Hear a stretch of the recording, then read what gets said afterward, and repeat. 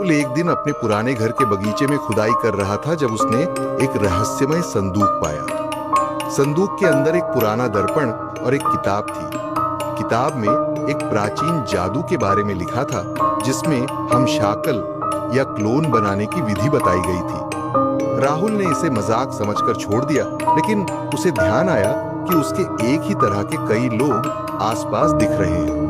रात को राहुल ने उस दर्पण को अपने कमरे में रखा और उसकी किताब को पढ़ने की कोशिश की। जैसे ही उसने किताब में बताए गए मंत्र का जाप किया, दर्पण की सतह पर अजीब सी हलचल होने लगी और दर्पण से एक और राहुल बाहर आया। ये क्लोन हूबहू राहुल जैसा ही था, लेकिन उसकी आंखों में एक अजीब सी चमक थी। राहुल ने सोचा कि यह एक मजेदार प्रयोग हो सकता है, लेकिन जल्दी ही उसने महसूस किया कि क्लोन पूरी तरह से अलग था और उसकी इच्छाओं और इरादों में कोई समानता नहीं थी।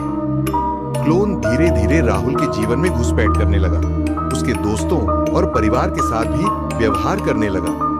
राहुल को एहसास हुआ कि क्लोन उसके जीवन पर पूरी तरह से नियंत्रण पाने की कोशिश कर रहा था और उसकी पहचान को छीनने की योजना बना रहा था।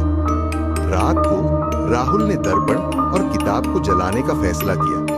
जैसे ही उसने किताब जलाई और दर्पण को तोड़ा, क्लोन चीखते हुए दर्पण में समा गया। सुबह उठते ही राहुल ने देखा कि दर्पण और किताब गायब हो चुके हैं, लेकिन उसकी आत्मा अब भी भयभीत है।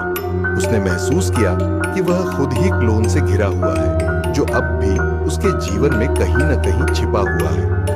राहुल के मन में अब केवल एक ही सवाल था, क्या वह खुद असली है या क्लोन ने उसकी जगह ले ली है?